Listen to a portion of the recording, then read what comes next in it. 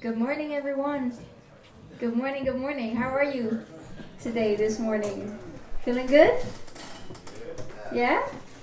A little bit of low energy, but we'll make sure to to pump it up during the day as we start talking about reparations. I'm sure you'll get fired up by the end of the day. But welcome to the second edition of the Decolonial Reparations Conference. My name is Pravini Baburam. I go by she, her pronouns. I am one of the co-founders of Aralez and here today to moderate this conference. And this is the second edition actually of this conference. Last year we got together at Reparation, and I remember some of you were also there, so good to see you again. And to those of you who are new, welcome.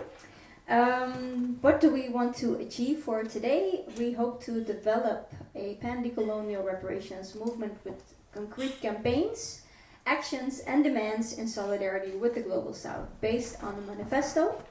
And today we want to use the morning session to present to you a first draft of a decolonial manifesto that came out of the reparations conference last year, and we took last year to draft it. We also had a consultation session in March to gather feedback, and also people had the opportunity online to already check out the first draft and send us your input. And also today in the afternoon we'll have a moment to gather your thoughts as well on it. And we'll also have a panel with activists who are carrying out concrete campaigns that are aligned with the demands in the manifesto. So hopefully that will also offer some inspiration for follow-up steps.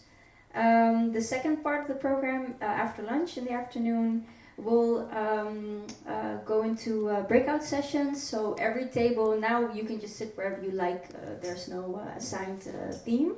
But in the afternoon, we'll assign every table with one of the chapter themes of the manifesto and offer you an opportunity to dive into a specific theme and see what are some of your reflections on the manifesto, what are the strategic steps and practical follow-up steps that we can think of for campaigns.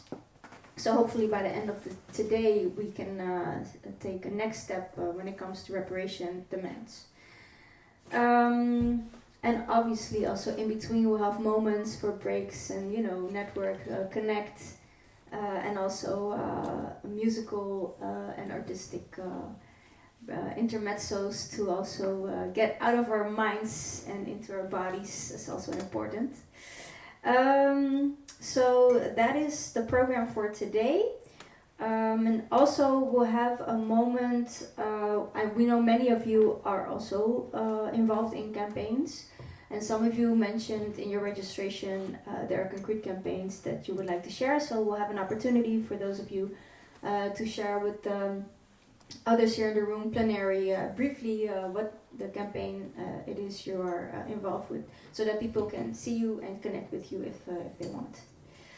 But before, one final thing important, the morning session will be recorded, so you see a camera over there. For those of us who can't join live here, the morning session plenary will be recorded, so that's the part on stage. So people in the audience, you won't be visible, but just so you know, it will be recorded, and the afternoon won't be recorded.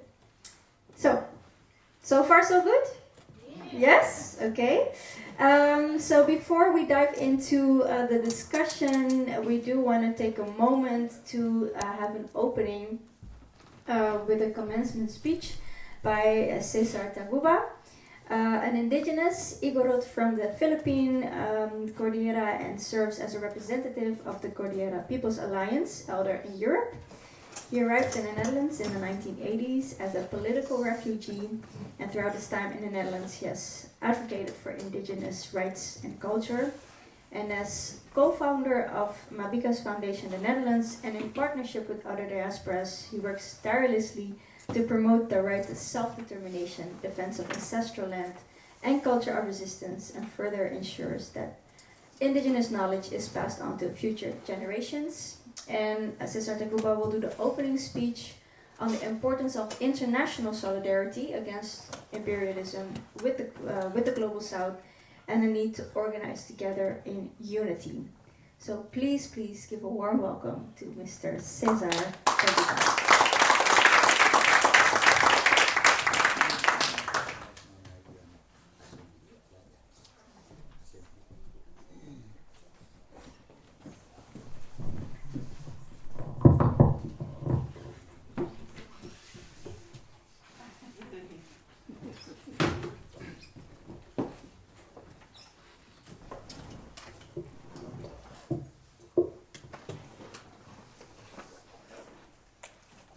I understand we are having our meeting today, having in mind or in the context of the historic Bandung Conference of newly independent countries and those who are fighting for the Afro-Asian Solidarity Relationship. This was held 69 years ago in Bandung. In June 2002, NGOs and civil society held a conference also in Bandung. It was called the Asia-Africa Beyond Globalization.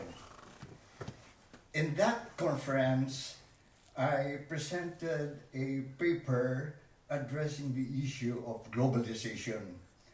And here I said that globalization, which is an intensifying process of concentration and centralization of economic, political, and cultural power, is a process for, by, and of the dominant system of monopoly capitalism. Its driving force is the acquisition of super profit, so-called benefit of globalization. For the maldeveloped countries are secondary and adjunct and or incidental to the whole process. A critique of the globalization process therefore calls for a comprehensive critique of monopoly capitalism or imperialism. I said monopoly capitalism is in deep crisis due to the chronic problem of overproduction. To overcome its crisis, it's globalizing, curving the world into spheres of influences, reducing social fund, and intensifying inter-monopoly capitalist competition. All this lead to the sharpening of global contradictions, the contradiction between monopoly capitalism and the oppressed nations and peoples, the contradiction between or among monopoly capitalism and in workers and people of the industrial countries, and contradiction among monopoly capitalists, mainly the US, Europe, and Japan at that time. The dominant monopoly capitalists, the US, was on a strategic economic decline. To compensate, it is strengthening its military capabilities, deploying and using its military muscles to ensure its control of vital strategic resources, mostly in the Global South. The growth of the military-industrial complex is phenomenal. To justify its existence, it must have to create enemies. Thus, monopoly capitalism means war. Now, the globalization forces, under the name of liberalism, operate in countries insofar as the ruling clique and dominant system allow it and is incapable to resist it. The neoliberal regime of countries like the Philippines and Indonesia, which hosted the Bandung Conference, and elsewhere are the chief implementer policy of deregulation, liberalization, and privatization, which is wreaking havoc on the people, deindustrializing national economies, and destroying the productive forces. Thus, the movement for national liberation, genuine democracy, and national sovereignty remains a vital and urgent national agenda for the anti-globalization forces. Addressing the fact that who are gathered in Bandung in 2000 at the time are non-government organizations and non-government organizations. I made mention that indeed a broad social movement is emerging from among the oppressed peoples, victims of globalization and those seeking for an alternative. However, certain trends have to be checked and guarded against. There is a tendency to romanticize and idealize a past. There is a tendency to be a willing pillar in the tripartite cooperation and or harmony of the state and big business. There's a tendency to reform aspects of globalization and to humanize it. As social activists, we have to guard against co-optation by the globalizers through perks and privileges to become their instruments to peddle reformism and to depoliticize, demobilize, denationalize, and declass the struggle of the oppressed and victims of globalization. That was said 20 years ago, and the crisis of monopoly capitalism and the wars of aggression is intensifying. Between that Bandung conference of NGOs and civil societies, we noticed that people are mobilizing against monopoly capitalist plunder and wars of aggression fueled by the industrial military complex. And one of these is the founding of the International League of People's Struggle, which was founded here in Netherlands, which was participated by anti-imperialist and decolonization mass organizations from 40 countries. The International League of People's Struggle, in its second assembly, also here in Netherlands, sounded the call, advanced the people's solidarity in the struggle for liberation and democracy against imperialist plunder and war. In its fourth General Assembly, July 2011 in the Philippines, it sounded the call, build a bright future, mobilize the people to resist exploitation and oppression amidst the protracted global depression, state terrorism, and war of aggression. And its latest assembly held in Hong Kong, it sounded the call, with a bright socialist future, unite the people to fight and end imperialist wars, reaction, and fascism. Currently, the International League of People's Struggle would have 350 mass organizations coming from 45 countries. I am happy to say and to note that I took part in giving shape to organizations, mass organizations, to be a part of the International League of People's Alliance, a People's International Liberation for People's Solidarity. I particularly the indigenous peoples movement for solidarity and democracy and liberation, and also the International Migrant Alliance. These are active participants in the International League of People's Movement, and they make use of the assemblies of the ILPS to, to, to build up their program, to define the problem where they're in, and more importantly, the program that they would like to achieve, to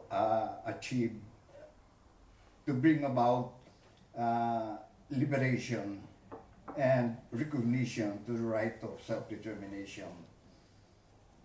I hope that our group will soon find a way, or we in this assembly and the different organizations, to find a way to relate with the ILPS for mutual help and mutual assistance, at the same time for cooperation in forwarding certain issues. Now, let me say that in all of these activities, be it in the Philippines or in the ILPS, we are guided by, shall we say, the principle or the call to arouse, organize, and mobilize. By arousing, to have a program to arouse, organize, and mobilize. By having a program to arouse, we get into studies, theoretical studies, to study the contradictions in society, both national and global, to study the principles of social change.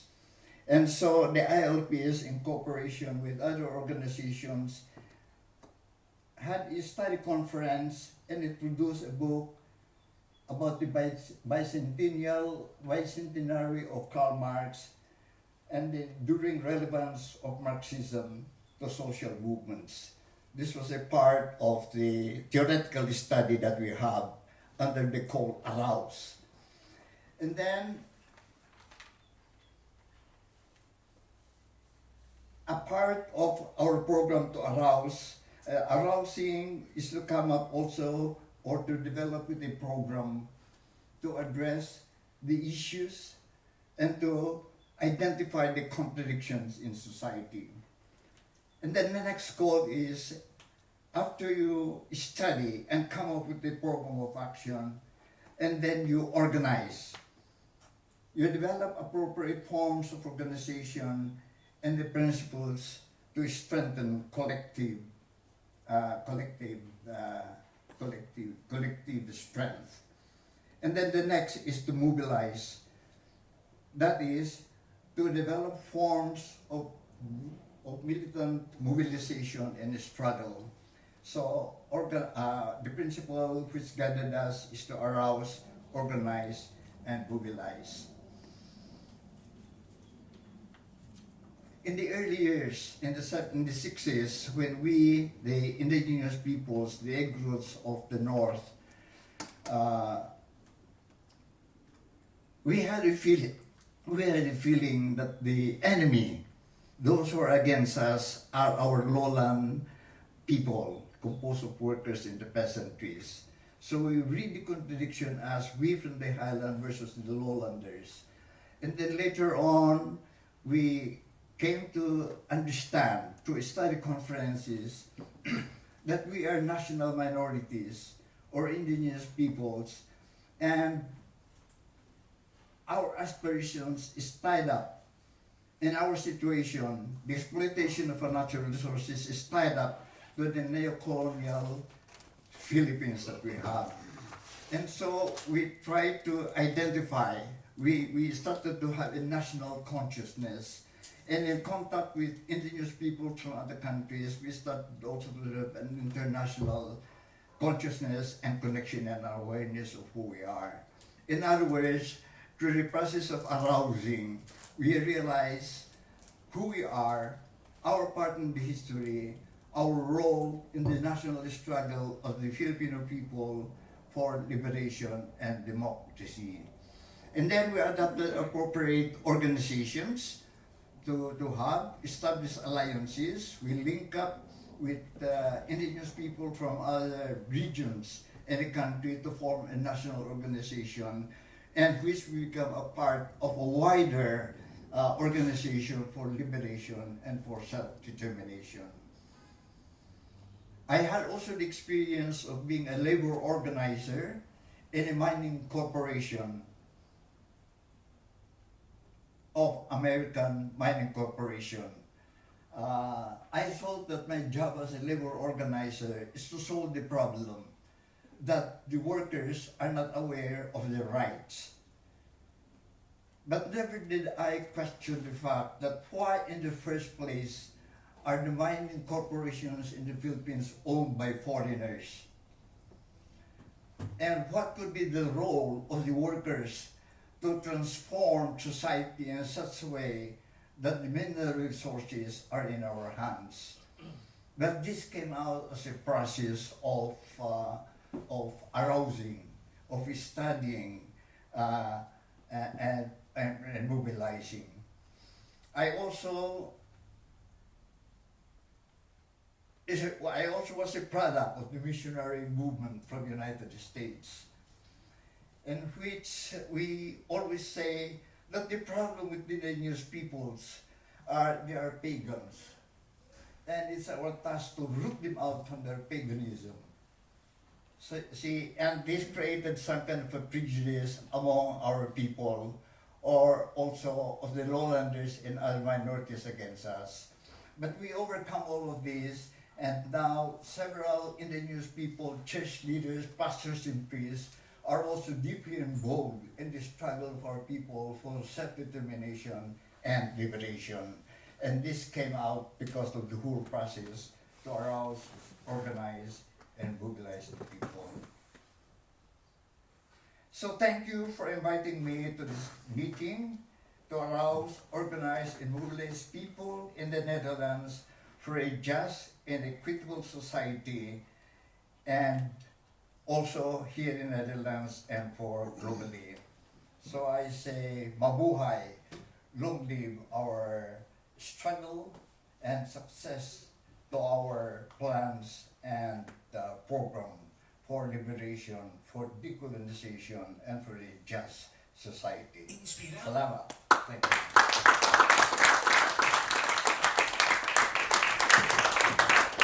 Thank you so much to Cesar Taguba for setting also the historic context that brings us here today.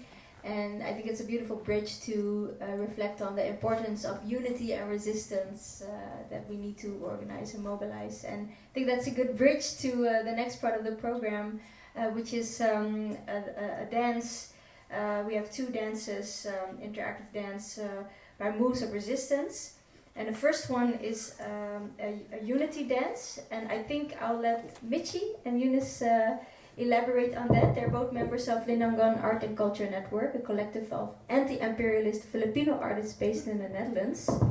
And I'll give you the floor to explain more about what we're going to do. Thank you for being.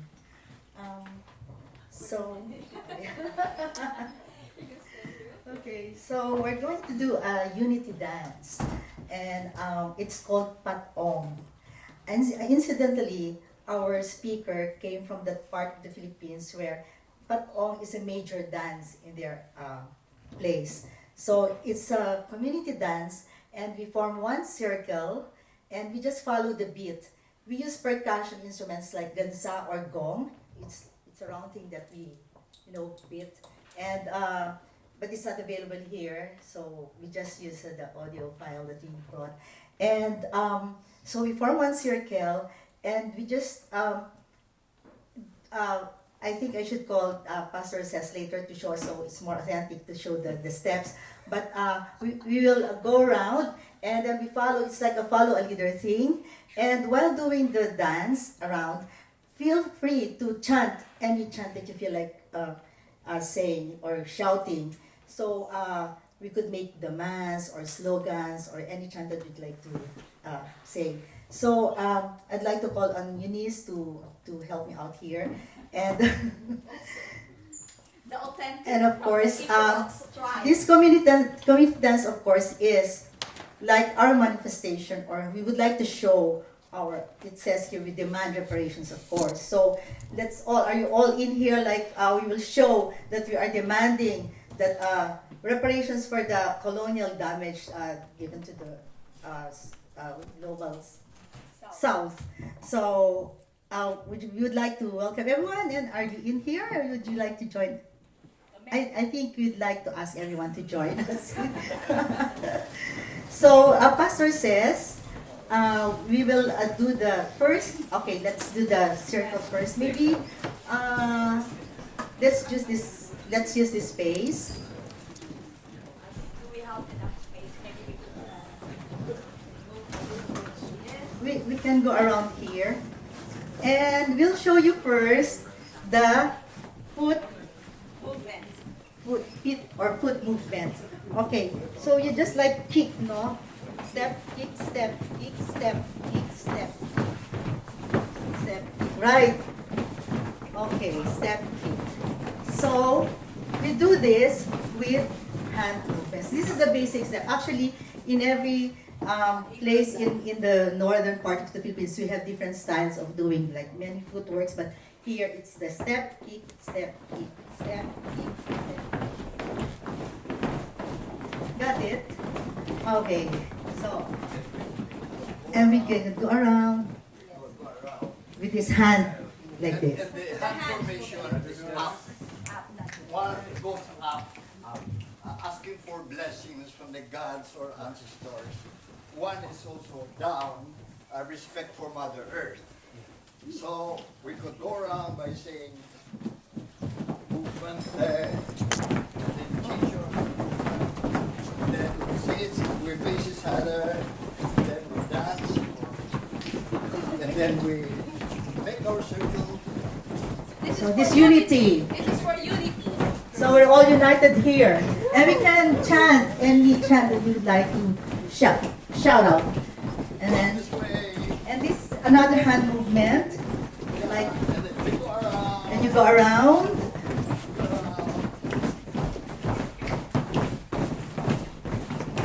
Okay, so, and we face. Okay, so we'll have it with music. Okay, so since this is, yeah, we can also hold hands and, yeah. We're together. Okay, so, this is a follow the leader thing. Pastor says, yes. So maybe, would you like us to lead, or you lead, or we both, we help each Oh, other you want lead? to sit down? No. No. I'm worried about him. In honor of my ancestors. Let's give him a hand, but you can join us maybe for the first part. Yeah. Okay. So if he goes down, we also go down, and if he goes like this, we follow him. All the movements we follow him, or you follow us. It depends. So we just get. And now, so let's do the foot movement first. Step, kick, step. Good. Very good. Step, kick, step. And with the hands.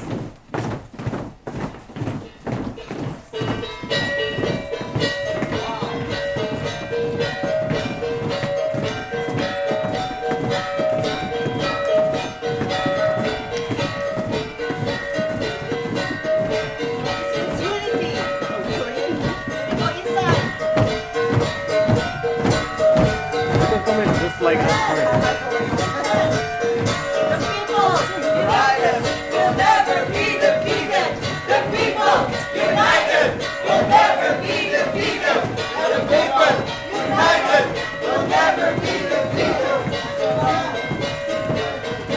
We go around.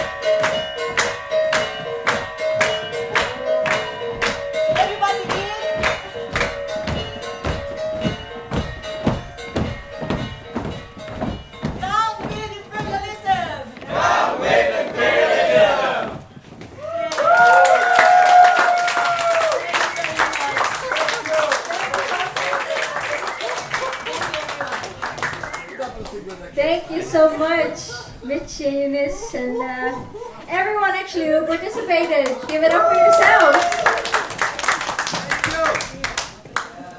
So I think we have a bit more energy now, no? A bit more than we came in. So this was the unity dance. And why do we need to unite? And it was already mentioned in the commencement speech. Even though we have been organizing a lot, there's still a lot to be done. There's still a lot that we need to dismantle.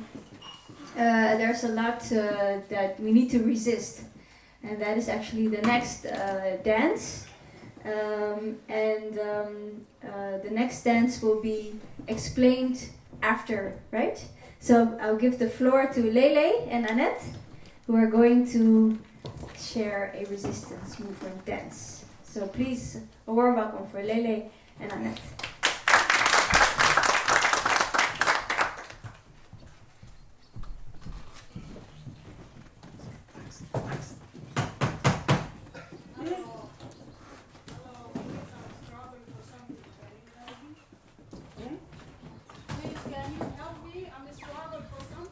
I need help. I need help. I'm struggling for something. You know what is going. You know what is going. Can you help me? I'm struggling for something. Just go. Go for what? You know what is going. Please, can you help Go. me? I cannot go. Do you know what is going? You know what is going. Go I'm not now.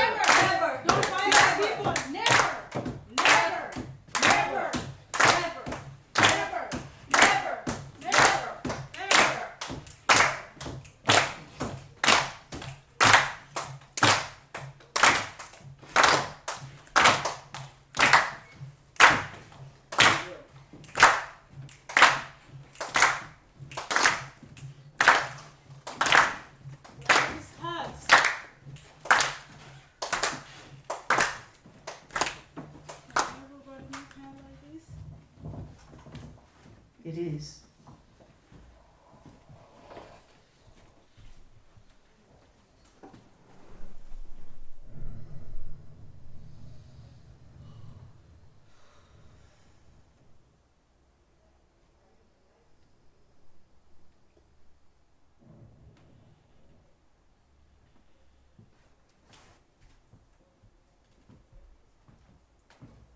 How everybody look. Are you live?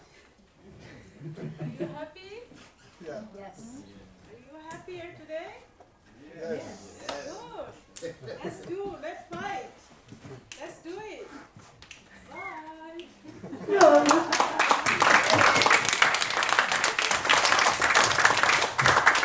Thank you so much to Lele and Annette. Can you briefly share with us what the thought was behind this resistance dance?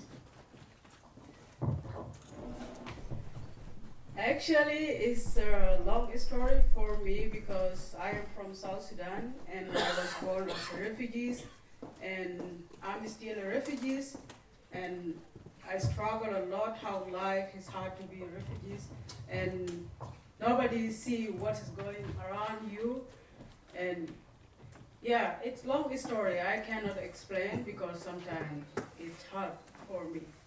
That is how my experience being refugees.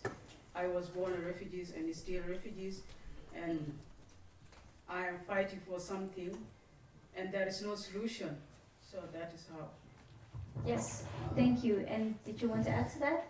Yes, I always have the function of border patrolling myself or meeting border patrols when I want to visit Lele at her asylum seeker center, and I feel also stuck in the system, and I have to be polite because otherwise Lele can be in trouble. At the same time, I also want to resist, and but it's a different form of resistance, of trying to be friendly, but also seeing how people are treated. That is true, because where I live in Galaxy, it's not easy. Even if you have friend or family, nobody can come there, and sometimes they just violate you. So it hurts, so as she said. But I'm happy also. Sometimes it's hard to live as a refugee where I live, but I'm strong because they have people who try seeing I am a human being. So I'm proud of you and some others lion. Thank you so much. I think, yes, you can have a seat. Thank you for sharing your story with us also in your movement. And I think it's beautiful to see that, you know, even though in the movement where, you know, Annette was the representation of COA in this case, the Central Organ for Refugees, and Lele was resisting that. It's beautiful to see that in real life you are actually, you know, allies and are fighting for the same liberation. So thank you also for sharing that with us and for being here today. So this was just to actually open the conference, setting the context of the system that we're fighting against. And obviously the question is, so what are we fighting for? What does that look like? So my colleagues, Max and Chris, will take the floor next to offer some kind of ideas and inspiration for that. Like I said, we have drafted as Aralez with input from activists from different communities, a manifesto. So I would like to invite Max and Chris to the stage. Max is a community builder, grassroots organizer, moderator, musician, and much more, and also co-founder of Aralez. And Chris Gaspar de Ploeg is an investigative journalist, grassroots organizer, speaker, moderator, and author of Ukraine in a Ceasefire. So, and also co-founder of Aralez. So please give it up for Chris and Max. Thanks. Thank you for all the previous performances, speakers. I'm not a morning person, so it helps me to be awake and sharp. I'm thinking, if I look at this beautiful image that was created specifically for this conference last year, maybe it's nice also to say, symbolically, Aralez actually refers to what's in the middle there, which is an Armenian. We are both Armenian, an Armenian spirit animal, the oldest one that we know of, and it's a winged dog, and it descends from the sacred mountain Ararat to lick the wounds of fallen warriors to bring them back to life. And I think it symbolizes beautifully for what we are here today, which is to be warriors and to struggle, but also to heal and to repair. So yeah, that's what we're here to do. Maybe you can, because I can't. Oh, you have a clicker, very smooth. Okay.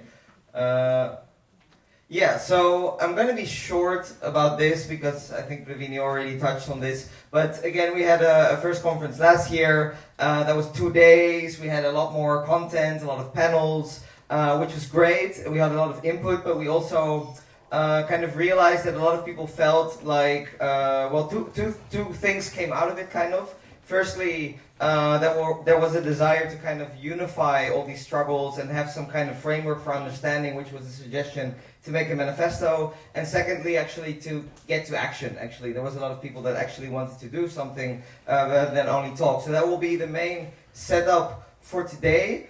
So we're gonna now shortly present the manifesto. There's gonna be some space now to offer feedback here, plenary, but we'll also have some space in the specific working groups to delve into that. but most of the working groups, most of the time, will be also about how to move forward, what to do next, can we actually, get concrete what we actually want to do.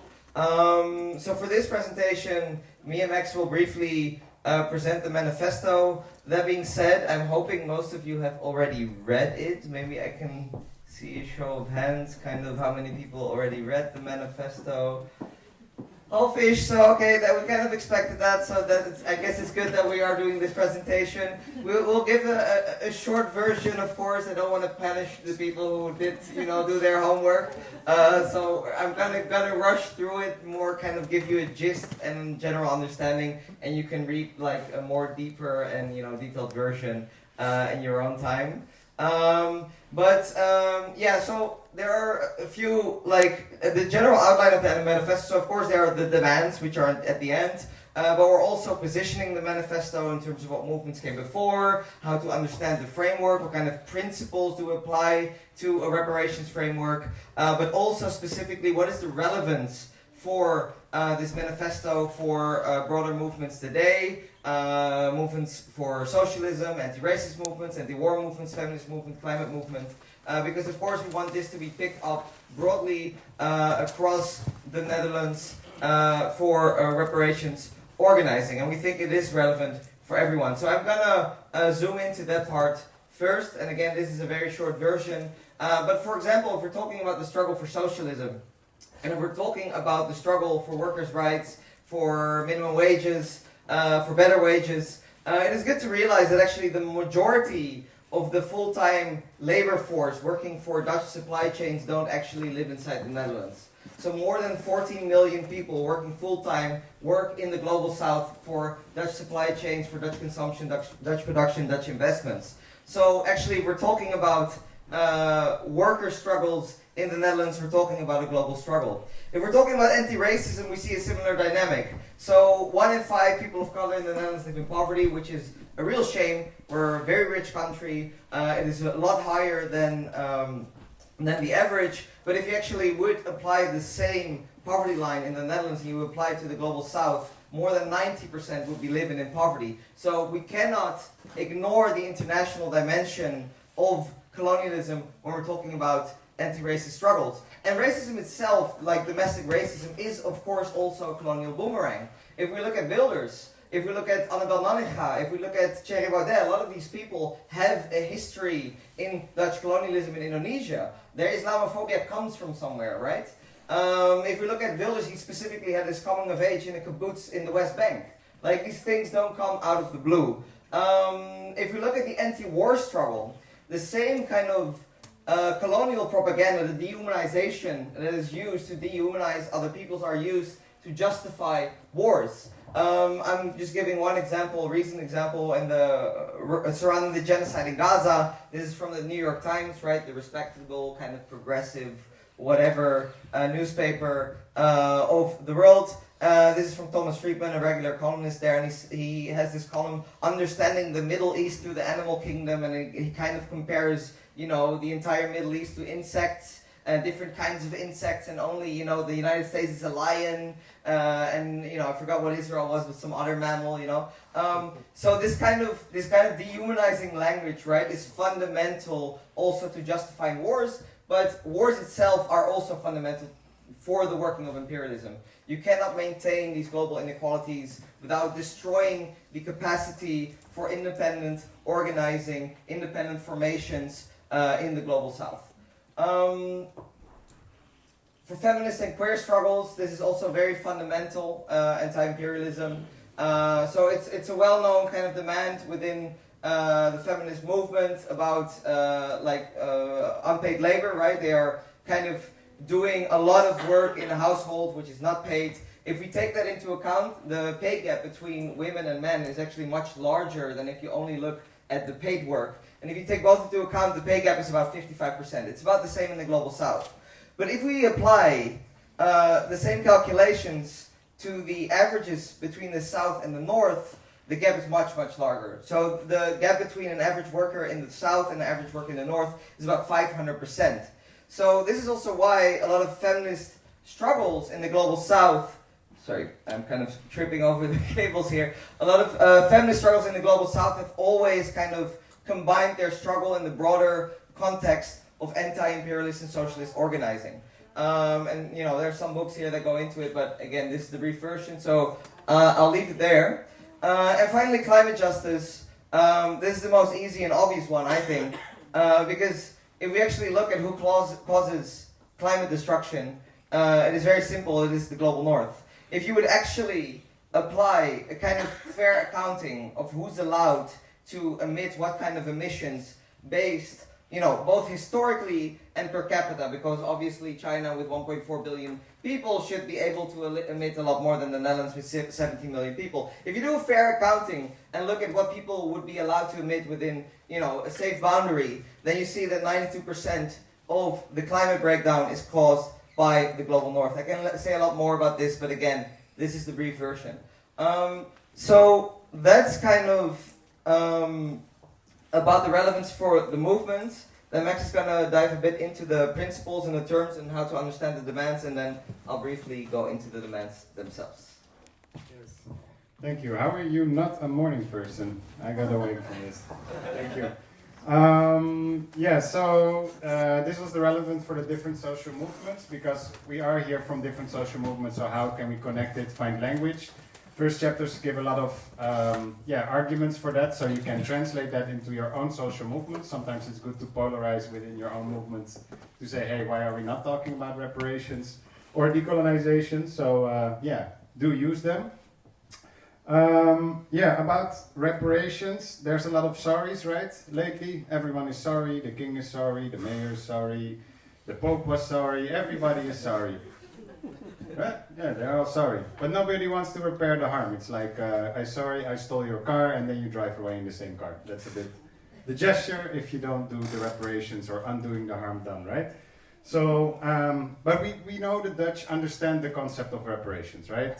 The reverse reparations happened, right? When slavery was abolished, the enslavers got compensated for their loss in property, but also when Indonesia gained its independence through an independent struggle, it was not through enlightenment, they had to fight for it. Who had to pay the bill? Indonesia paid billions till 2003 to the Dutch state, again with the same reasoning, we lost our property to you. So the reverse reparations happened. So the concept of reparations is not new or foreign, it just needs to apply in the moral direction, let's say. So that's the first thing about context. I think a nice quote that once I got through also workshops from Sandhu Hira, who's here, was a speaker last year, by Malcolm X: if you stick a knife 9 inches into my back and pull it out 3 inches, that is not progress. Even if you pull it all the way out, that is not progress. Progress is healing the wound. And America hasn't even begun to pull out the knife, right? And this is the problem. Neocolonialism, as Cesar Tacuba was explaining, is still there, live and rampant. And I think when we come to reparations, a lot of times people understand it as an individual transaction between people. Oh, who do I need to pay? Oh, where's my bank account? It's very transactional how it's understood. But it should be understood as collective reparations towards another collective, right? And one image that for me explains the world, how it looks today, is this picture in Brazil, in Sao Paulo. And you see here a favela, a wall, and then on this side there's not enough clean water, jobs, and so forth. Economic poverty, and on the other side you see swimming pools on every balcony, and they're looking over that poverty. But this what you see in small, with that small confrontation, I think with the numbers that Chris gave, this is how the world is organized, right? Only in Europe it's a bit farther away. Our wall is set at the Mediterranean Sea and so forth. But we're living in the same, right? It's just more up close here, but this is how we've organized. And we can see that inequality has grown. So the infrastructure of colonialism is actually reproducing itself. And there's many borders. We have borders close inside the Netherlands, right? Once you have a passport or not have a passport, what does that mean? Which position are you exploitable or not, and so forth. So there's a lot of bordering. And what we've noticed, how we specifically want to understand reparations and decolonization in relation to the Global South, is because we've noticed that most social justice movements in the Netherlands focus on within the border frameworks of the Netherlands, right? So how can we get a seat at the table? But we're asking we don't want to see that the table, maybe this table needs to be destroyed or transformed, a new system needs to come, how can new tables arise? So it's about building alternatives rather than trying to fit within the same system that was set up. And yeah, we've noticed that the term decolonization has lost a lot of meaning. So it used to be during the decolonization period that countries from the global south were saying, hey, we want independence, the right to self-determination. And now it has stand to falling for diversity and inclusion. And we try in the manifesto to really make a clear distinction. It's not about including us or whoever within it. It's about transforming and restoring the right to self-determination. I mean, when it comes to diversity and inclusion and intersectionality and all these terms that are now used a lot, even the CIA has an intersectional campaign now. So you can check, it's called Humans by CIA, and every single box from ableism to LGBT rights, they have all the boxes and they have speeches how inclusive and great the CIA is. Of course, it's an imperial organization, and of course Israel saying, after ethnically cleansing Gaza, you saw first soldiers, waving the LGBT flag. This is not the type of inclusion that we're looking for. When it comes to reparations, again, it might cost money, the process, but it's not a paycheck. It needs to be looked at holistically. So all the systems are implicated to rebuild this inequality that has been produced today, right?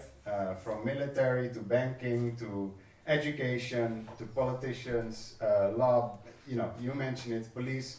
So it needs to be looked at holistically. So from whatever discipline you're in, whatever your work field is, you'll find the questions relevant for your work field. We don't mean reparations to reproduce charity. So there's a table, if you look at it, to compare the different frameworks. One looks at the historical narrative, right? So you put it into context. People are not out of the blue in the one position and the other in another position, right? So with the Philippines, I guess we have to come back to King Philip, who named the Philippines after himself as an arrogant Spanish colonizer, and then work from there. How did we get here? And ask political demands, right? So it's not about only demanding for ceasefire and humanitarian aid to Gaza. It's about ending the siege, having the right to return, demanding reparations, and the end of a Zionist state, right? These are political demands that you can ask that don't go into only solving systems, so it needs to be political instead of apolitical, and it's about social and cultural dignity, right? So it's not about emancipating yourself into a white norm. It's about also being able to exist in difference instead of being reproduced in some form of way that you need to be held by the white man and emancipated into that system. So the goal is liberation over emancipation, right? Liberation from this system instead of emancipating within it. Some guiding principles in the manifesto. These are based on international law and also other reparations movements. Apply these as well. I saw that the Zwart Manifest, also for the municipality, used this framework now in a recent publication 2 weeks ago or something. They applied this to the Amsterdam municipality level. They also applied this framework. And there are some elements of it. One is recognition. If you don't recognize what happened, then you cannot start solving anything. So I guess we're at step 0 right now in the Netherlands. Sorry has been said. Then it's about restitution. Restitution means that what you have stole or damaged, you restore, right? If you've destroyed a river, you clean that river, let's say, if you're Shell. If you stole land, you give back that land. Simple, plain. Compensation, you say, I'm sorry for the damage that I've done. You do something extra as a gesture of goodwill. Rehabilitation, that means the types of traumas that have maybe been inflicted. The Jewish community has this concept of intergenerational trauma, which my grandfather had to hide. I can go to Joods Maatschappelijk Werk if I, in that relation, need any consolation. So the recognition of intergenerational traumas or present-day traumas, there needs to be forms of rehabilitation. Satisfaction, nothing about them without them, right? well, if we take the Palestinians, you cannot say, okay, here's Egypt for you. No, they want to go back to their land, you know, so you need to consult what the reparation measure is. And non-repetition. What mechanisms or laws are you going to install to not repeat the harm done? So when it comes to giving land back, how do you make sure that the laws change that you never are entitled to steal land again? I remember Cesar Tacuba once said, we sometimes feel as indigenous peoples as if we are squatters on our own land, but you have been living there ancestrally, right? So how can laws be changed that they are recognized as landowner to not facilitate land theft? So these are some of the guiding principles that can be used throughout thinking and formulating action campaigns and forming lobby. And then Chris is going to highlight some of the chapters in the demands that is based on all the input that we've gathered. Yes, so this is also the part that we will be discussing in more detail in the kind of working group tables. You'll be focusing, as I said, we'll have like thematic tables, so you will focusing on specific tables, but I think it's good that you have a general idea of what's also in the other tables, what's in the other lists, especially because a lot of these themes kind of, you know, merge through each other. You cannot really separate them. But before I go into that, I do want to give like a shout out to some of the inspirations, some of the predecessors. Of course, we are now at the anniversary of Bandung, which was already mentioned by Cesar Togoba, but we can even go further back, right? Like in the 30s, we had the League Against Imperialism, where a lot of the organizers of Bandung actually met for the first time, which was organized by the Communist International. Later, we had the Tricontinental Conference in Havana, Cuba, where actually all three continents were meeting, and which tended to be actually quite more radical even than Bandung, which was still, you know, a kind of everyone joined there, even Japan, right? But more recently, and specifically also, if we look at manifestos that kind of inspired us and that we took also demands from or kind of reworked them from. There's the Cochabamba People's Agreement in Bolivia, 2010, which was about the rights of Mother Earth, about climate reparations. We had the CARICOM 10-point plan, reparations for the Maangamizi or the African Holocaust. A plan to save the planet from the Tricontinental Institute. We had some of the speakers last year here to speak about that. Stop the Maangamizi, We Charge Genocide campaign, and the Red Deal, which was by the Red Nation, which is the book that you see on the right there. So kind of we tried to synthesize what's relevant for the Dutch context into a few themes. Finally, before I get to the demands, there's one more thing I want to say, which also came out at the last conference. But I think there are two roles for this manifesto. One is that it's a kind of educational tool, a kind of framework for understanding for the movement that you can kind of use also within maybe allies, comrades from other organizations that don't fully understand yet, that you want to get on board in the anti-imperialist struggle. But it's also so that when we have maybe demands that are specific, that seem isolated, like, you know, stop the genocide in Gaza, or, you know, abolish debts for the global south, that you can understand them in a broader framework. These are not isolated things, so that when we actually achieve our demands, that we can see them as a stepping stones for further struggle, and not for, you know, we won and now we're going to sit on our ass. So that's kind of the idea of non-reformist reforms as well. So we have 5 themes that we kind of, you know, created. Again, these are not isolated. All of them kind of merge into each other. But, you know, you have to make some division. So the right to self-determination, finance and economy, Mother Earth and food sovereignty, culture and identity, and human rights. I'm going to give the very brief version, so just that you have an idea of what's going on in the other tables. If you're going to sit at one table, you're going to look into much more detail. But for right to self-determination, things that are in there, like abolishing the military industry, abolishing nuclear weapons, getting out of NATO, ending economic warfare, ending informational warfare, democratizing the UN. So these kind of, you know, giving the space for the global south for self-determination. A lot of this is about do no harm, really. Then reparation for finance and economy, we're looking at things like abolishing tax havens, right? Netherlands is a very big tax haven or a pass-through tax haven kind of.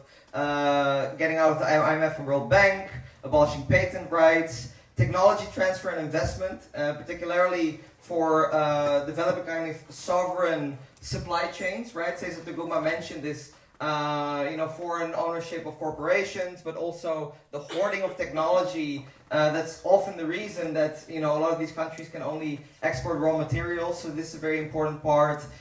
Equal work for equal pay, equal minimum wages, equal labor laws, not just in the Netherlands, but throughout the entire supply chain.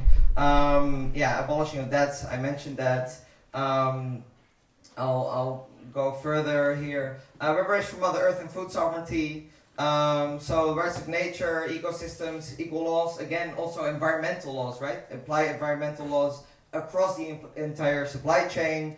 Some more moderate, demands like IPCC accounting of the UN, right? How they kind of do the accounting for emissions. Right now, they don't actually count military industry, military emissions. They don't count international transport, which is dominated by the West. They don't account for trade-adjusted figures, right? If we import goods from China and we actually consume them here, but the factories are in China, right? What does that mean for the numbers? If you would actually adjust them, for example, in the Netherlands, emissions have been going up. They have not been going down, actually, if you look at the proper accounting. So climate reparations, right? This is the old demand from Bolivia and the Cochabamba People's Agreement, right? We need to get the space for development and the repairs and the technology transfer for all the emissions that you have done. This also means speeding up zero emissions here. And quite important also, this kind of means that we will need some kind of framework of degrowth in the global north. Because if we want zero emissions here, but we're kind of going to import all the lithium from Bolivia, this is not going to work, right? We're going to impact on land rights there, so we need to look at this in an integrated way. Of course, land back, very, very basic demand. For the Netherlands, this of course means decolonizing the Caribbean, but it also means, Dutch corporations all across the world that need to give land back. Agroecology, again, there's a lot. I'll leave it there. Culture and identity. So funding the preservation of non-Western languages, cultural identity, traditions and crafts. Like a lot of this has been banned, has been suppressed in history, but also combating the commodification, appropriation and stigmatization of all of these traditions. Preserving their dignity as part of self-determination and not just as, some kind of exotic thing that you can use at a festival or something like that. I just want to plug one beautiful essay by Amilcar Cabral, who really frames this very importantly, that you need to understand cultural resistance in the broader context of anti-imperialist struggle, right? And it's not just some isolated thing that you can give. And lastly, fostering positive anti-colonial cultures and self-esteem amongst both colonized and colonizer nations. So Amilcar Cabral is of course a good example of colonized nations, but also, in the Netherlands we should actually have more positive role models also for the Dutch community. We have anti-colonial fighters here, people like Henk Sneevliet, who played a big role in the anti-colonial struggle in Indonesia, for example. We need to start, having these role models instead of like genocidal colonizers. Finally, reparations for global human rights. Attention for equity in all rights and reparations projects is kind of all of the above, right? Quota systems, fostering cultural, educational, and artistic initiatives against discrimination of all forms. Very important, complete freedom of movement, right? So abolishing the passport regime, Frontex, and borders, so that when people come to the Netherlands, they have the same rights as everybody else. The passport regime itself was created because of colonialism, right? Because they wanted to keep out free movement of people of color. Before that, the Dutch colonizers were moving, or the European colonizers were moving everywhere, right? The European diaspora is actually by far the biggest diaspora of the world. Redeeming the importance of social, economic, and cultural rights. This is very important. Like in the West, we think of human rights only as liberal and economic rights, freedom of speech. These are also important, but actually the UN Declaration of Human Rights includes things like housing, healthcare, Basically, the basic things, education, the basic things you need to have a dignified life. I notice this quite a lot, so I think I'm gonna leave it here. But I think this will give you at least a sense of what's in the other tables. And I will then just move on to the questions part. Yeah.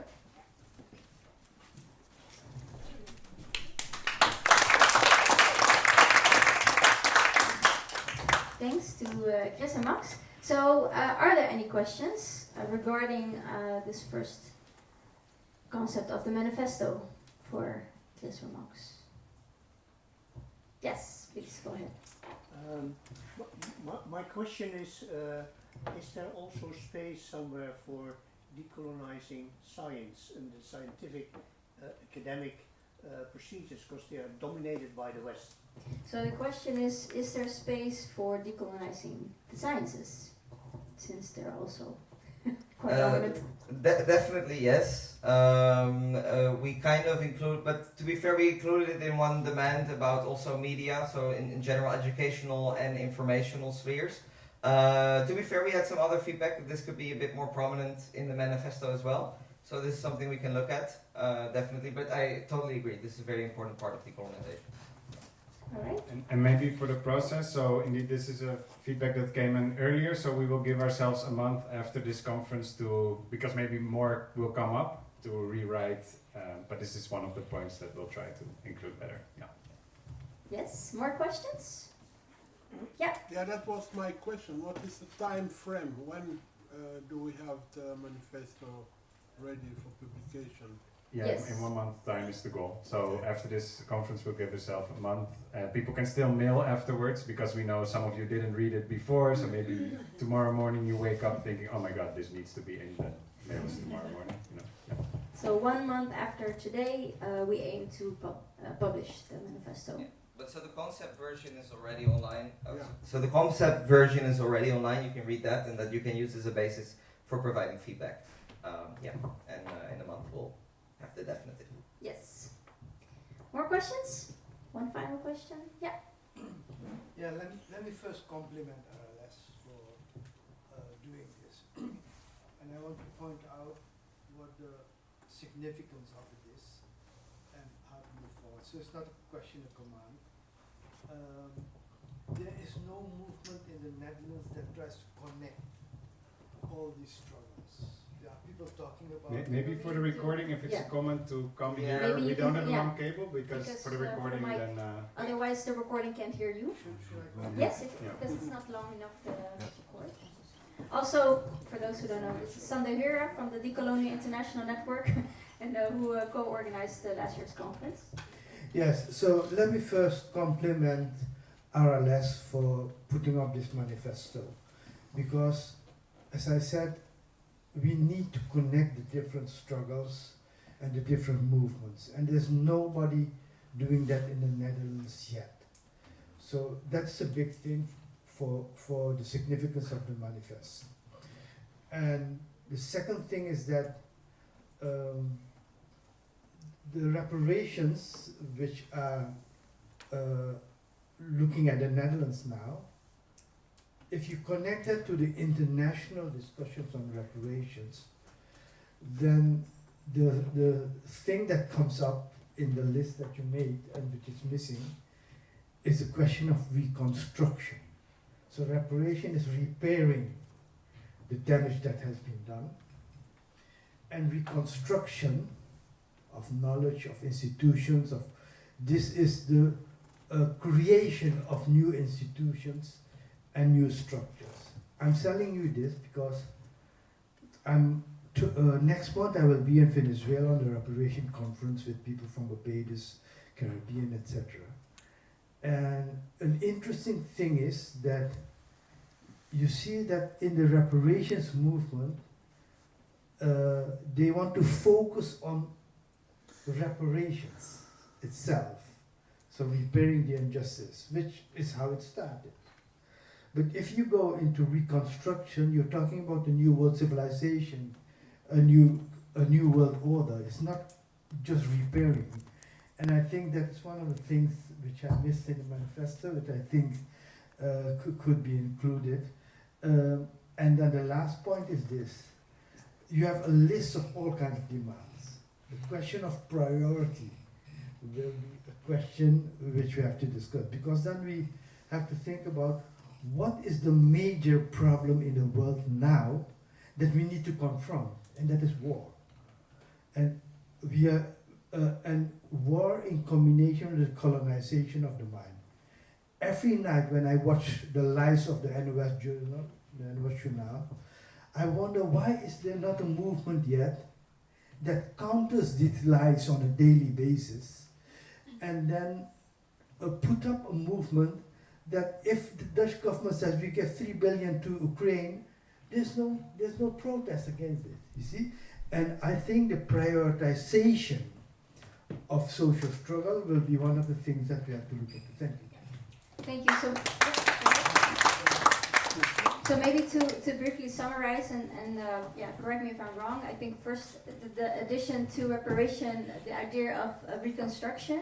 So reparation is more focused on repairing what has been done in the past, but because the present day situations and context and dynamics have changed, specifically I think also for communities who've been colonized who are, for instance, navigating the global north. The reconstruction is about building within the current context, which is related to reparation, but it's a different angle.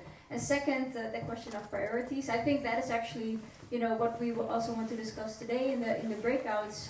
And maybe it's a priority as a movement, but I think as Aralez we also look at who wants to connect to which theme, and what is the diversity of priorities perhaps for different communities. So that is the question we'll also explore today. I do suggest we move on for now, but we will continue this discussion and conversation within the breakouts. So hopefully with a presentation of Max and Jess you have a good idea of the content. We have also printed out the specific chapters, specific themes, so if you want to take a moment to go over them, well, you can do so during the lunch, so you maybe feel a bit more prepared.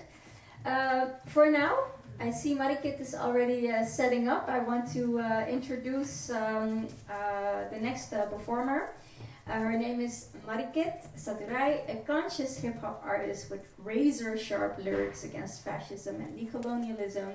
She believes that without the power of music, there can be no systemic change, and I completely agree. She was born in the Philippines and grew up between political violence and human rights violations by a fascist government. And the local population had to defend their country against capitalist mining companies from abroad, as Cesar Taguba also mentioned.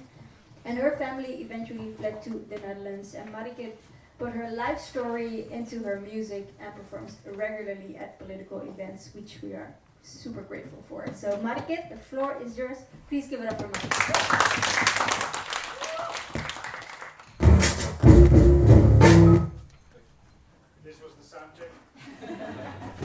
So if you understand the song, you know how it goes, you feel free to sing along.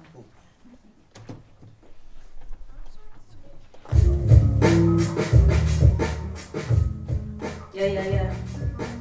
Do what we gotta do, doing the war, do what we gotta do. Okay. That was the sound check. Do what we gotta do to win the war. Gotta keep the spirit up, gotta keep moving. We do what we gotta do to win the war. Do what we gotta do to win the war. Do what we gotta do to win the war. Gotta keep the spirit up, gotta keep moving. We do what we gotta do to win the war. Put your fist up for the comrades who rest in power. We carry on the fight and the future is ours. Whether it's paint, film, ink, gunpowder, my people pick a weapon of choice. Give justice a voice. We can try to forget, to avoid, or we can do something like get the system destroyed. The truth is the fact that there's so much to be done. Wanna fix this messed up world for my son. I'm committed to change, to cutting this change. Show our mothers and fathers their pain will not be in vain. Violent forces of state harass, murder, and rape. Burn down schools, teachers, and students detained. I'm out and keep on the mic. Philippines on my mind. Been away for a while, but I'm still the same child of the people who struggle to end the suffering once and for all. And it's a duty to answer the call and do what we gotta do to win the war. Do what we gotta do to win the war. Gotta keep the spirit up, gotta keep moving. We do what we gotta do to win the war. Do what we gotta do to win the war.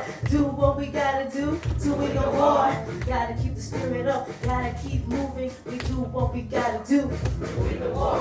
Educate, organize, mobilize, study, put it into practice. Revolutionary way of life. Humble living, listening and learning from the masses. Concrete conditions, sources, interest of the classes. Get stuck in a cycle without lessons from the past. The path to liberation is one of combat. So if we slack, there will be nothing left of us. If we slack, there will be nothing left of us. But guess what?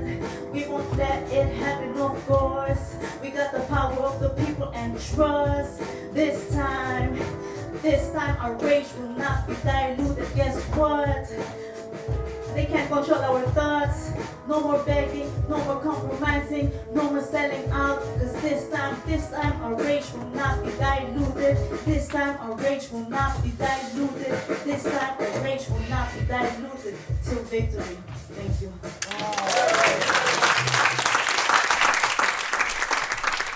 Thank you. Give it up for Money Kids. Yes. So this is, I guess, a good prelude to the panel to see what people are actually already doing currently in terms of campaigns.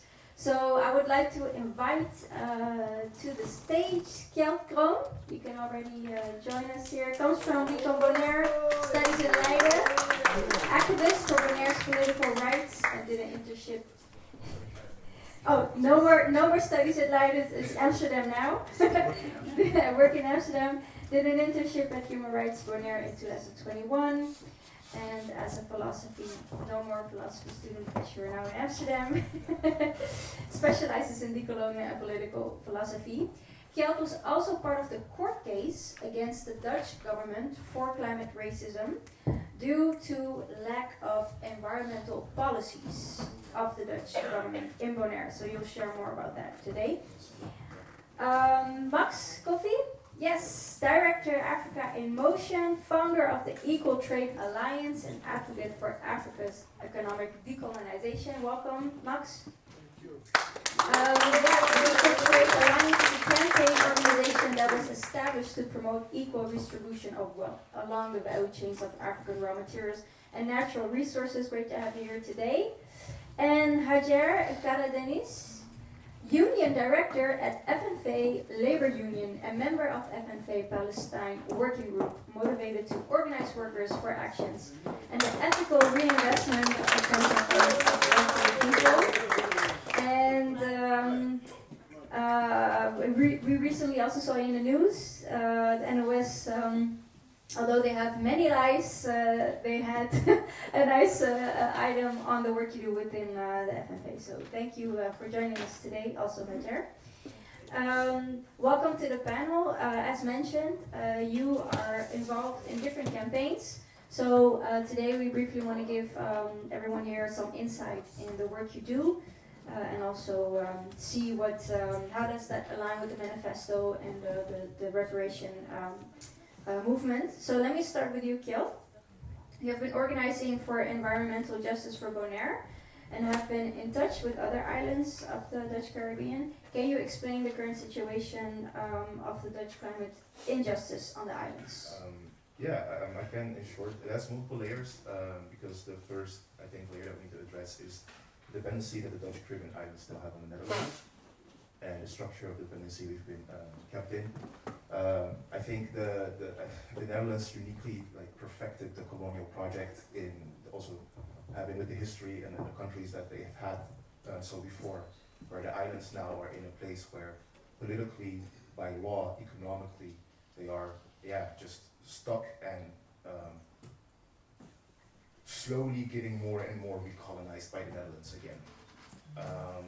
So we started that point. Then the second point we have is that the islands, all the one privilege that we do have, that is something that I do need to recognize as a privilege, is that we are Dutch citizens. And this is where the lack of privilege comes in, is that we are Dutch citizens that are not protected in the same way that the Dutch citizens in the Netherlands are. And based on those statements, we come to the climate case. Looking at the diagrams we had earlier as well, I come from Bonaire, an island in the Caribbean. We have not one factory on the island.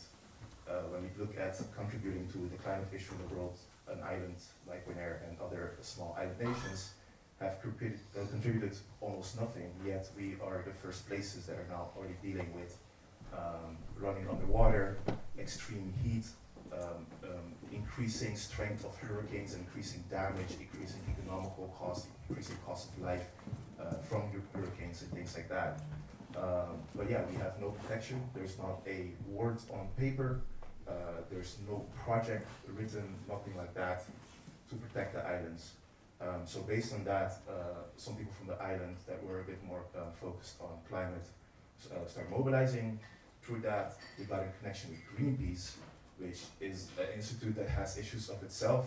We will not deny that, but in this cooperation, they've managed to really center the islanders. They take care of the legal cost and share their legal expertise with us, do that part, so that we as a group of 8 islanders can do this lawsuit with the supporting of Greenpeace in the back. And we demand 2 things. The first one is adaptation for the islands, meaning we need research, funds, knowledge, all of that, so we can protect the islands, but we need to do it in a way with the islanders. So building a dike or something like they do here wouldn't work. On the islands, for example, we have approaches of, for example, restoring the mangroves on the islands to protect our shores. Other projects that we do to try to maintain and restore our fish populations. We want to fund those things. And then the second demand is mitigation. That one counts for this part of the Netherlands. We are demanding 0% emissions by 2040, and why 2040 is a bit of a legal reason why we picked that. Okay. And what is the situation now? Because it's been how many months since you filed? Since we officially filed is January. And That's where January. are you at now in the court case? Now we're at a part where we had multiple conversations with the government where they tried to take the fire out of our fight, but that was unsuccessful on their part at least. Can you share? Because I think this is one of the most important, insights. There will be all kinds of attempts to neutralize, a movement like this. So what are the attempts to take the fire out? What does that look like? They try. I think there's like 2 tactics. So there's the one tactic where they're trying to keep us calm, us as the islanders that are suing, where they say like, oh yeah, we'll in Dutch they call it polder, like, oh we will talk to people who will then organize a climate table, who will then in months go to the islands, where we send all the ministers to the islands, who will then maybe talk to the stakeholders, where they try to visit 3 islands in one day and talk to stakeholders. Like that is an effective plan. Oh yeah, the dialogue thing, So I think those are just confusion tactics. I think actually one thing very interesting to point out, in all of these conversations, the government said no to the mitigation demands, which is also why we're not stopping. So they say like, oh, we can work on a plan for the islands. We can take many years to maybe do something. But mitigation, they just said a hard no. We're not going to do that, with arguments of the usual arguments in the West, where it's like, China isn't going to stop, so we're not going to stop. So empty arguments like that. And how do you respond to that? By continuing the lawsuit. That's easy, because we're going to fight for what we deserve. Yeah. Not just us, but it counts for the whole of the Netherlands. And you chose kind of a legal angle, right? By using the court system. Yeah. Do you feel that the court system is working for you in this case? Yes. Since we also have, maybe discussions within the movement about the coloniality, perhaps something about. Yes and no. Like I agree, it's still a colonial system. But my personal analysis that also falls outside of our lawsuit, when it comes to the Dutch Caribbean islands, the Netherlands, so Bonaire is in a situation where our laws and stuff is made in The Hague, not on our island, and our islands need to execute. What I noticed also a couple of years ago, we had this with the minimum wage situation. People on the islands can protest, can make demands, can cry, can try to fight, and The Hague will not listen. It is once here in the Netherlands, the journalism, the law, the legal system and stuff. It's once they are pushed, then the Hague wants to listen. Then they're gonna make the changes and things. So for me, I see this legal route also as just a way of putting pressure on the political system. Yeah. Because if not, they will not pay attention to us. Yeah. Maybe this is a good bridge to our next panelist. Thank you, Kjeld, for sharing, and we'll open the floor for questions later on. But the legal system, as a way of putting pressure, we all know and follow what's going on with the Palestinian liberation struggle. You are also very much involved within FNV, the labor union. Can you share a bit more about the work you do within the labor union and how that conversation is going? And the specific campaign that you are now carrying out. Well, thank you for inviting me, because it's very important for a lot of people to know that, first of all, there is a labor union in the Netherlands. A lot of people don't even know that we exist. It's something Dutch. Dutch people don't really like to organize around on the workplace. First of all, I need to say, to clarify, I'm much smarter in Dutch, so I'm going to do this as best as I can in English. If you want, you can say it in Dutch. I'll translate whatever you feel comfortable with. Who has a problem with me going in? I'll translate in English anyway, so please feel free to express yourself. Oké, dat gaat namelijk een stuk makkelijker. I'll translate. Om ook even een beetje terug te komen op wat Kjeld zei. Daar waar jullie vooral focussen op juridische procedures, omdat op een andere manier niet echt werkt, je hebt niet genoeg invloed op die manier, zijn wij in Nederland juist heel erg afhankelijk van vanuit de werkvloer, vanuit de werkers, eigenlijk een massabeweging. Let me translate briefly. So we're gonna do it like this. Hajar's saying where in the case of the court case that Kjeld was mentioning, you're very much dependent on the legal system. In the Netherlands, actually the workers are very much dependent on organizing and unite in the struggle so that you can put pressure. Exactly. And we actually try to avoid legal court procedures. Ja. En wat we hebben gemerkt met Palestina is, in tegenstelling tot wat er gebeurde met bijvoorbeeld Oekraïne, dat was 2 jaar terug, dat is recentelijk nog, vrij recentelijk en actueel, is dat daar er nog wel werkers waren die daarvoor in actie wilden komen.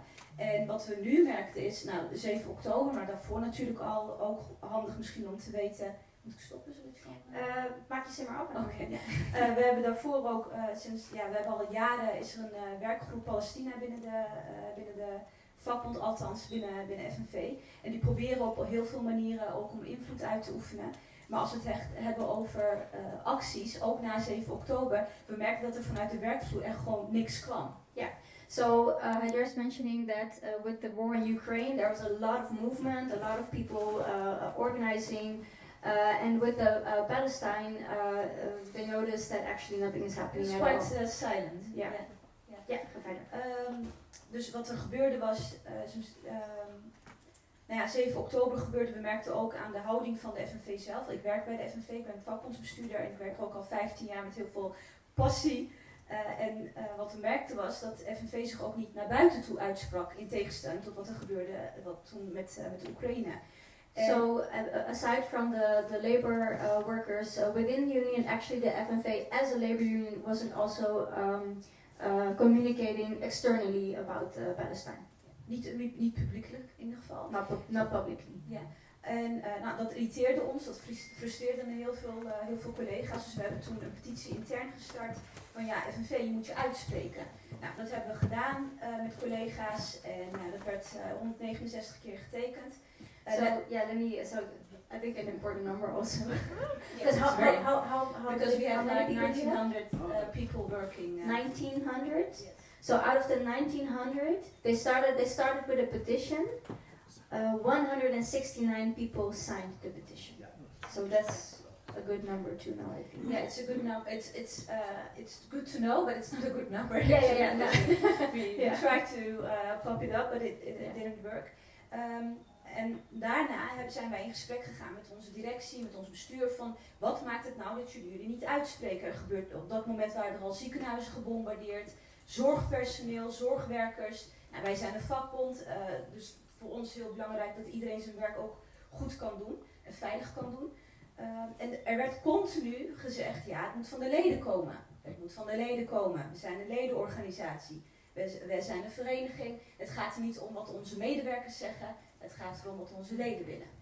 So they were constantly questioning, why are you not speaking out? Because there are workers in Gaza who are being bombed. There was hospitals being bombed, so people need to be able to do their work safely.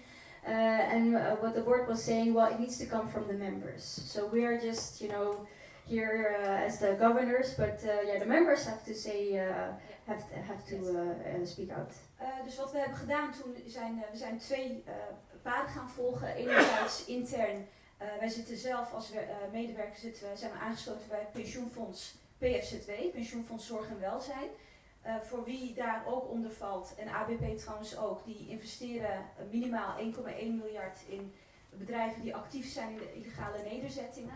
En dan moet je denken aan bedrijven die bulldozers die al die huizen neerhalen, bedrijven die waterputten dempen, bedrijven die echt bouwen aan de muur, apartheidsmuur wat daar is.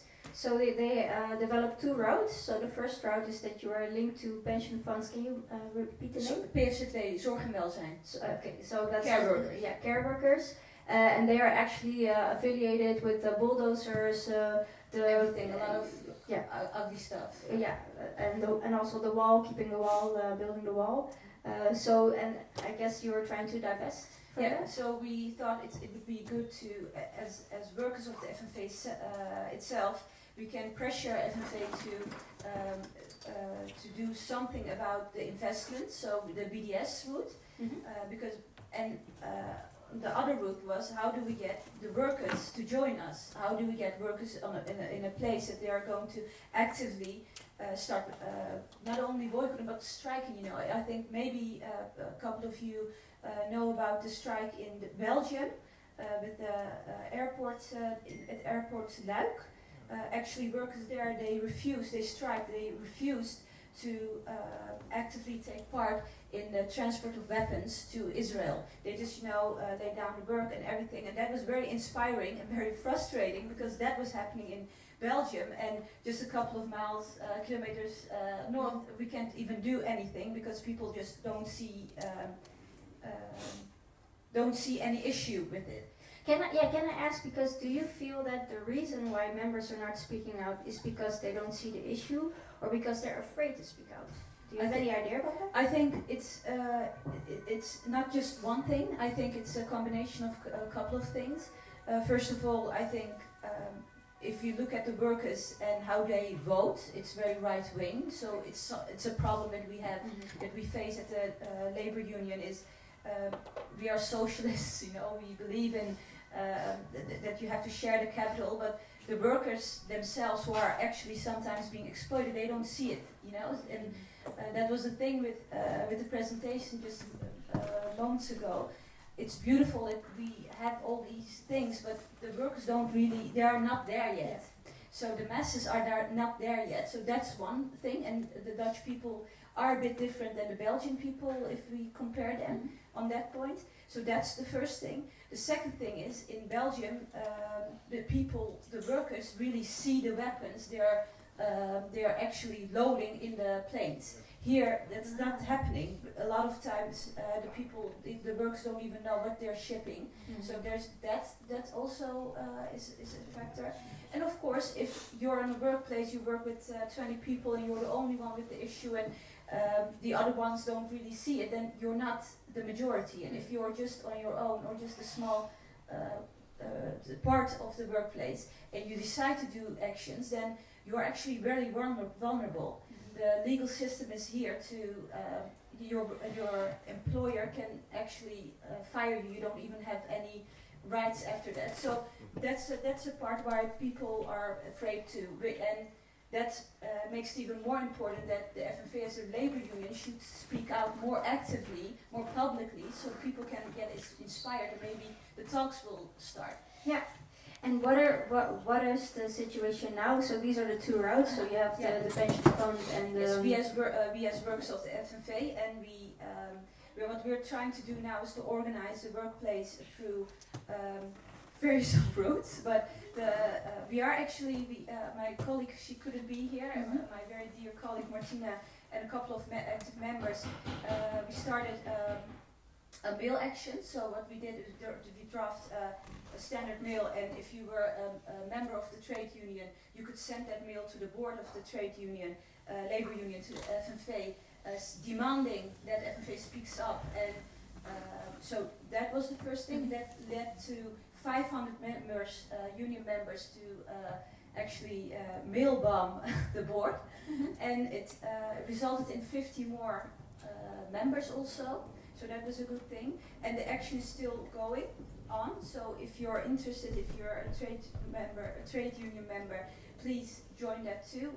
We have an Instagram account. It's called Vakbondsleden Solidair met Palestina. So please join.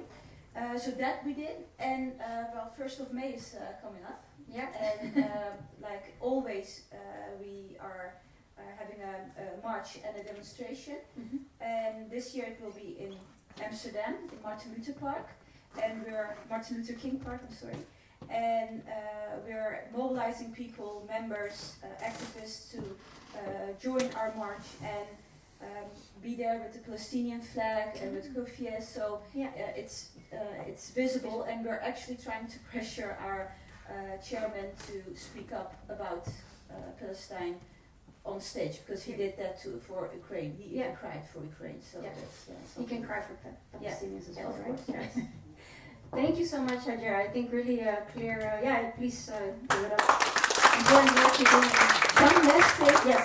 We're trying to pressure all the pension funds, because PFZW is investing 1.1 billion and ABP 4 billion. It's a lot of money. So if you're at one of those two pension funds, please sign our petition. It's also on our Instagram page. Vakbondsleden Solidair met Palestina. Thank you. Thank you, Hajar. Yes.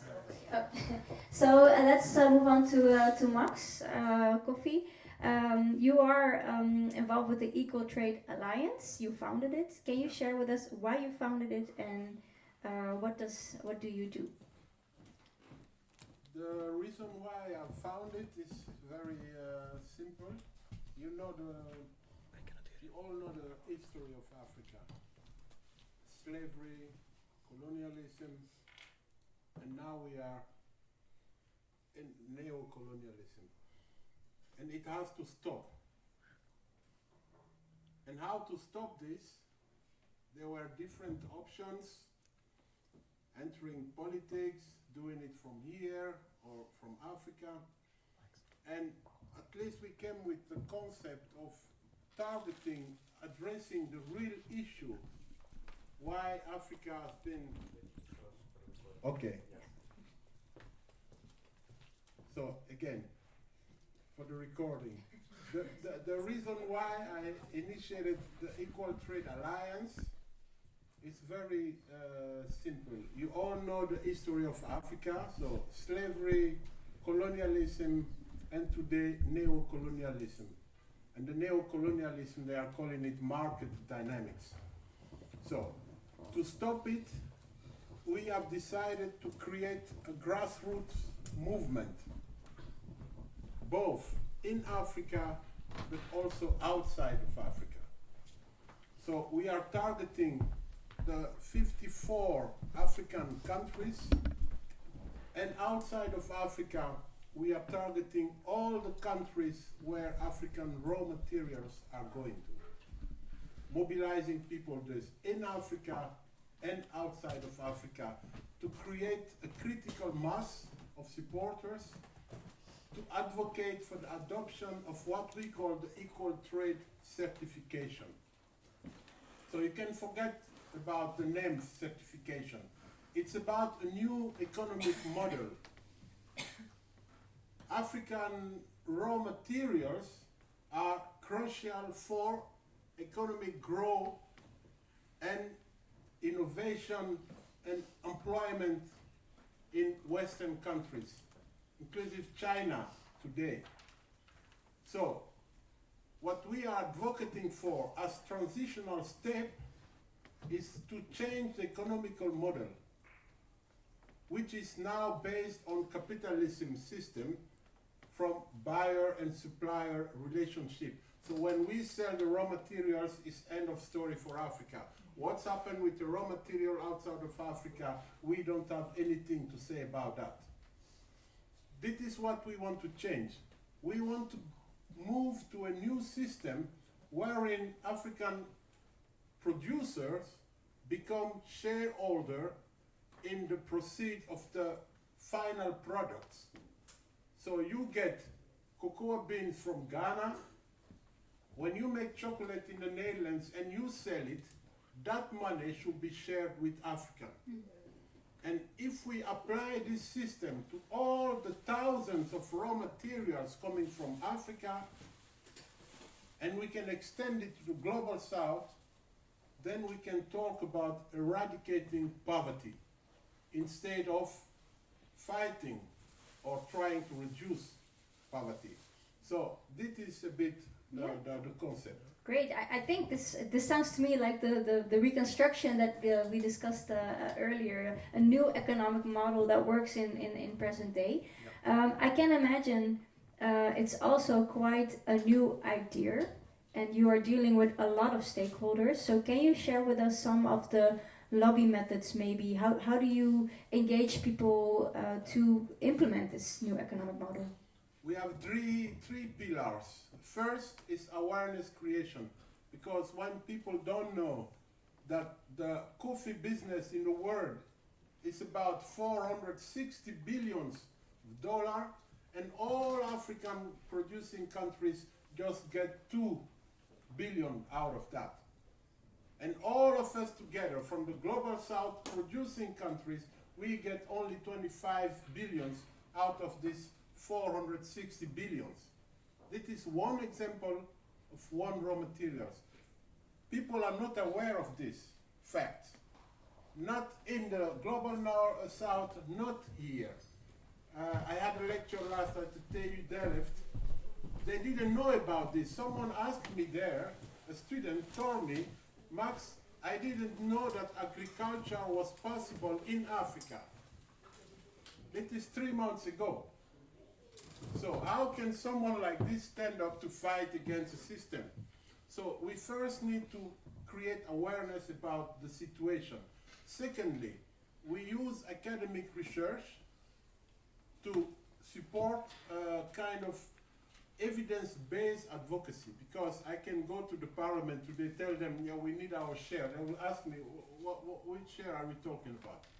But if I tell them this is a study done, a research by the Wageningen University or the University of Washington, I don't know, they take it more seriously. So this is the second pillar. We do academic research on both sides, the upstream side of the value chain and the downstream side of the value chain. We have just concluded 2 months ago the first downstream side research with the Wageningen University about the cocoa value chains, and now we have identified all stakeholders in the Netherlands who makes money with cocoa beans while they even don't know how a cocoa tree looks like. And this is an information the Ghanaian government doesn't have. This is an information Dutch people don't know. So that's why we're doing academic research. And the last pillar is targeted advocacy campaign. So we are targeting, one, the governments in Africa to use them to adopt this system into national trade policies. So when Chinese come, when American comes, when European come, they tell them this is how we want to do it. If you want to deal with Africa, you should go like this. Secondly, we want to put the pressure, and that's why I'm here today. I'm happy to share this with you. We need to build a European coalition, and in this case, a Dutch coalition, to address the parliament and also multinationals. And the third target group are the consumers, to use their power, political and economical power. Yeah. Thank you. One final question before we move to the audience, because you have clear pillars, and this seems to on the one hand benefit everyone. On the other hand, those who have been benefiting from those profits all this time are now having to share this. So how is this being received, and how do you deal with the resistance for this new economic model? Yeah, I don't want to spend energy in thinking about resistance. I want to build a new system. Mm-hmm. And this movement is going to grow until a political movement in Africa. Our main goal is to unify Africa. And from that moment, we will just tell them all, you do like this or you're out. Yeah. You don't fight this system with words, you need to fight them with power. Yeah, great. So building power and actually making sure that it's take it or leave it. Exactly. Yeah. Yeah. Okay. Thank you so much to all the Welcome. panelists. Yeah, you can bring them the props. Amazing campaigns, different angles from a legal angle to economic to the labor union. So many strategies, so many ways to build this reparation movement. Now we open the floor for questions. So does anyone have any questions? I see a hand over there. Yes, please go ahead. I'll repeat the question if you can. Yeah, I would be very curious about the court case you're fighting. Why your ally is Greenpeace and not Milieudefensie, because they do the klimaatzaak. So wouldn't it be strategically wise also to create a kind of triangle construction? Yeah. So let me repeat the question. The question is, in the court case specifically, why did you choose Greenpeace as an ally and not Milieudefensie, who was also doing other court cases? So wouldn't it be strategically wise to connect with them? I think one very obvious reason, I just want to point out, eventually Greenpeace also joined the case from Milieudefensie as one of the common partners. But the most straightforward reason is Milieudefensie didn't approach the people from the islands. Greenpeace did. It's as straightforward as that. They actually took a community approach, involved people from the island in their campaign, community managers from the islands, and that's how they managed to reach locals. I haven't seen Milieudefensie make any moves like that. Yeah. So the community-based approach, very important. I think, did I see a hand? I see a hand over there, and then I get to Chris. Yes, go ahead. First of all, compliments to all three. It was really wonderful to hear you speak. And I have a question for you, because you said that yes. For Hajar? You said Yeah. that there was, you try to avoid legal actions, and I wanted to ask why. Yes. So the question is, why did you choose avoid? You said we don't want legal action. Why? Apart from the Palestine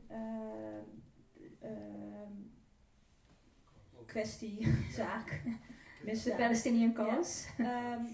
as a union, what we want to do is what we need to pressure and to have power is the pressure and the power of the people themselves, so the workers. And the moment that you have, and actually if workers, let's say at Albert Heijn, if they one day just think, okay, well, I'm not going to, I want a raise in my, because I want a salary raise, and they just all just strike, then Albert Heijn will have a problem.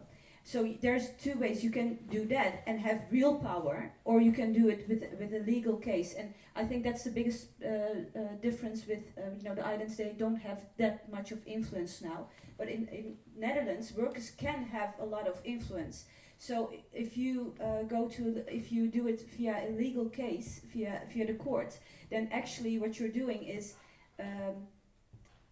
I'm not saying that you should never do it, but the best way as a labor union is via the people, via the workers. And I think maybe also to kind of summarize, what links all of you is that you put pressure. Yes. and you try to organize power. But the way that you organize power works differently depending on your position, right? So you are in the global south, so the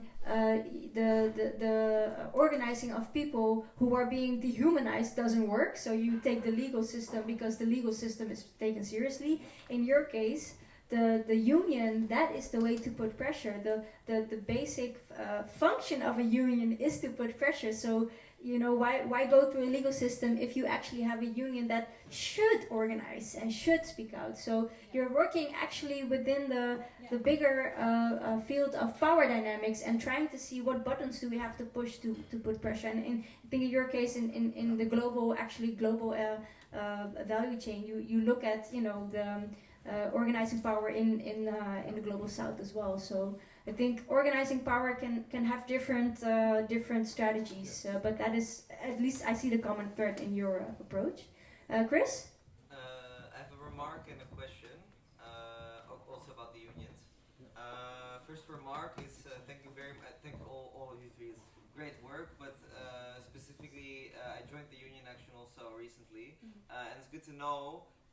I'm a freelancer, so I don't have any contracts. I thought I couldn't join the union, but you can actually, can. So I did. You can join even if you don't have any, you know, full-time labor contract, which is the situation of a lot of young people, right? You can actually still join the union, and you can, you know, join the action and all that. So that's just a remark. And if you approach the people organizing it, you can get a discount also. So, you know. Exactly. Thank you. So join the union. So that's one. The second question is, you mentioned the importance of building a mass, which also, right, in the global south it can also work. It depends on the context, right? There's also, you know, big factories there. So, but you know, depending on the context. But now specifically about the Netherlands, I'm curious what your strategic thinking is about how to actually reach those masses, what has and hasn't worked.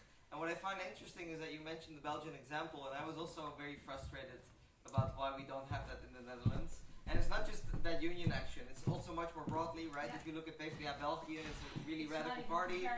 If you look at PvdA in the Netherlands, they're just a colonial, you know, standard social democratic nothing. But if you look at, and so I thought, okay, maybe there's like a much longer issue, but actually like PvdA Belgium 10 years ago was very marginal. So I'm curious, like, are you in contact with those unions? Are you learning what worked for them? Are you thinking about how to apply that here? So briefly, to summarize the question, your main question is, in terms of building a movement, building masses, also looking at Belgium, where actually it appears that they're being quite successful, even though it's not that much of a, you know, a difference in terms of context. So what are your strategies in building a mass, and to what extent did you learn from the Belgian context? That's to briefly summarize. Yes. Very good question. Well, first of all, I think the biggest difference between what we do as a labor union in the Netherlands compared to what our Belgian brothers and sisters are doing is that there, when they approach a workplace issue, let's put it this way, they are actually more politically involved. Not only nationally, but also locally, they are very involved. So they are not only, they don't only have opinions about the things that are happening on the workplace, but also about environment, about education, about the care system, which makes it, makes the labor union there more of an overall socialist ally than we have here in the Netherlands. And in the Netherlands, what a lot of my colleagues, because I'm just one of the 300 directors, did you say? I didn't even know that there was the labor union official. And a lot of my colleagues, they say, well, we only have to, maybe even regarding to Palestine, they say, we as a union, we only negotiate about what happens on the workplace. That's actually a discussion that I have with a lot of my colleagues who are sometimes much older. So that's the first thing, is that we are not even involved in the discussions on the things happening outside of the workplace, which is not very smart and strategic, because everything that happens around, you bring back. on the workplace. So that's the first thing that I think we should change. But this is an internal discussion also, and an internal struggle also. So not all of our colleagues are on the same page. And strategically, we should look at the arbeidsmarkt.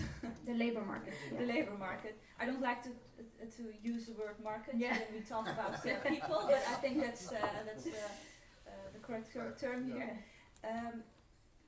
We still think traditionally we divide the market in sectors, and those are not even, because a lot of people, young people, are now freelancers, and a lot of young people are hopping from one job to another, and it's not like traditionally, like 50 years ago, that people would start somewhere and they would work there until their pension.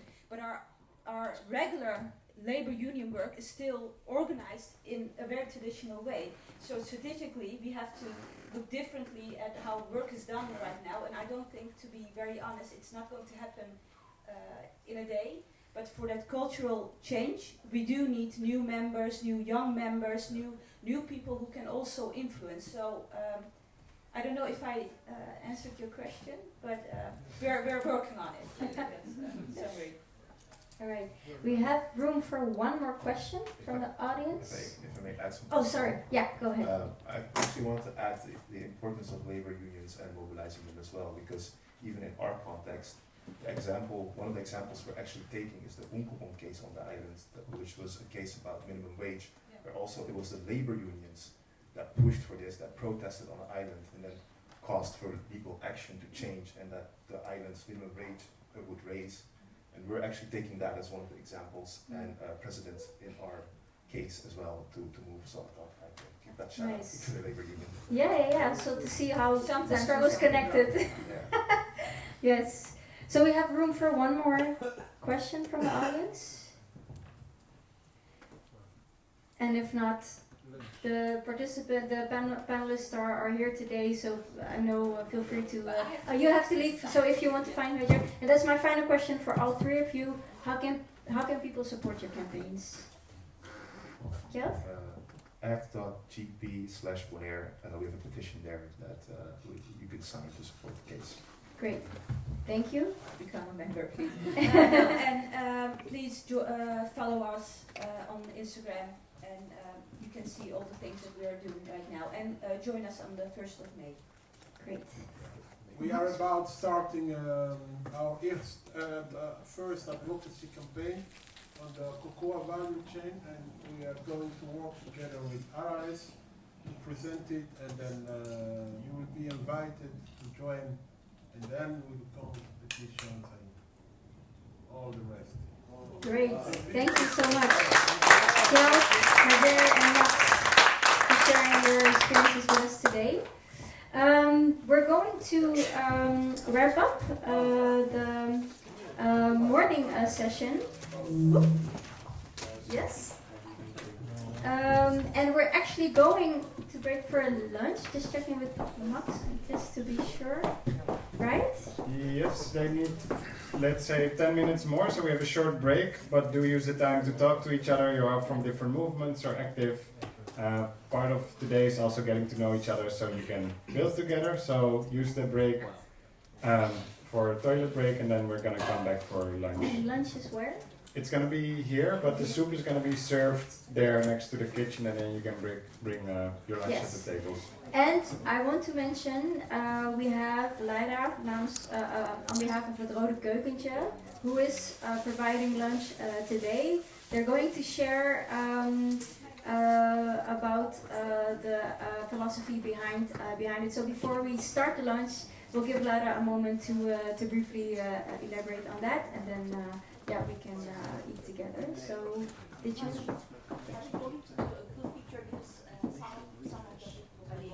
There's some people are leaving, so group picture now, before, like during the break now, before the lunch, and then you do the break.